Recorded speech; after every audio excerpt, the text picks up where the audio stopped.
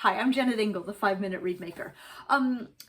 If you're watching this on YouTube, could you go ahead and click subscribe? It will help us all. You will know when I drop new episodes, and other people will be able to find my channel because the YouTube algorithm will love me, and then we all win. Recently in Read Club, a few months ago in Read Club, a woman asked me, do you ever put a read in the freezer? I said, why would I do that? She said, do you put it in the freezer to like save it for a future occasion? I said, to save it for a future occasion? She's like, for a concert, if it's a really good read. And the first answer is no, absolutely. I've never put a read in the freezer to save it for a future concert because it's a good read. But what a fascinating question. My first assumption was that the freezer would completely ruin it because, of course, the little ice crystals and the little tiny cane molecules and swelling and cracking but I'm always willing to do an experiment. So I took 3 reeds and I put one in the freezer and one in the refrigerator and one just like kicked around on my desk for the last couple of months, and this is what happened. All right, so here's my reed number 1. It's got a golden purple thread, a perfectly nice crow,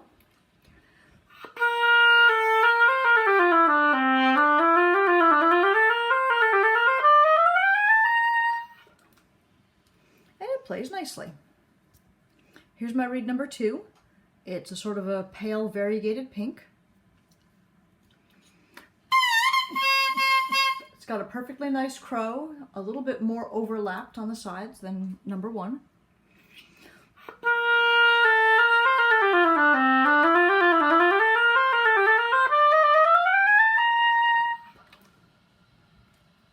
Also, perfectly nice when you play it.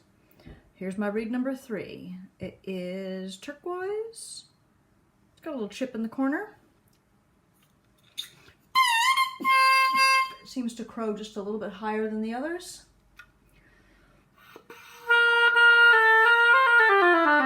And it's stiffer than the others as well. Definitely stiffer. The question is, do reeds in the freezer keep better than reeds in a reed case? All right, it is August 1st. So these reeds have been sitting around for nearly 2 months. I'm just now soaking them up for the very first time. Reed number 1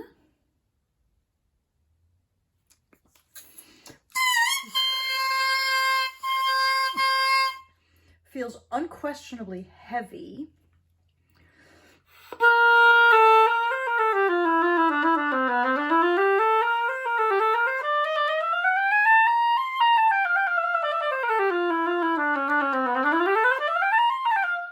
But is perfectly playable up and down the oboe with, a little effort on my part.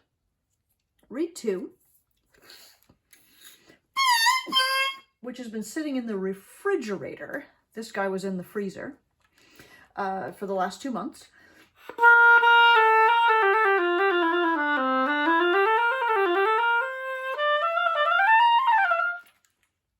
Is a perfectly nice reed. Reed 3, which has been sitting literally on my desk under a pile of junk for the last 2 months. Still feels a little stiffer than the others.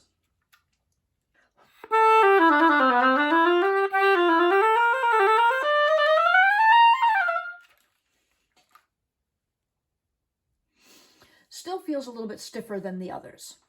But all 3 of these reeds feel like day 2 reeds, right? Like reeds that have been already finished once, but only once, and have sat in a case for a little while. They're not, they don't feel easy and broken in and comfortable like a reed that I took directly out of my own case would. They do feel like brand new reeds, maybe a little too new, but they're fine. They seem quite fine. So here's what I feel like I've learned here. I have learned that if you put a reed in the freezer or in the refrigerator or leave it alone without playing it for 2 months, it's fine. There's nothing, the freezer does not appear to do any damage to the reed, which I sort of thought it might. The refrigeration doesn't seem to hurt the reed.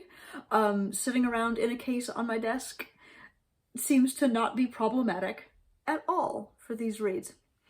So if it is something that you feel compelled to do to save your reed for a future event, go for it. I want you to. But honestly, this feels crazy to me. I think that this fear that you will not have a good reed when you want it is a real scarcity mindset. It's not that every single reed I make is good. That's not true, right? Many of them are only okay. They're fine, but they're only okay. And we've all had those reeds that feel so special we really want to keep them and hold on to them and love them forever. But I don't think putting them in the freezer is the answer.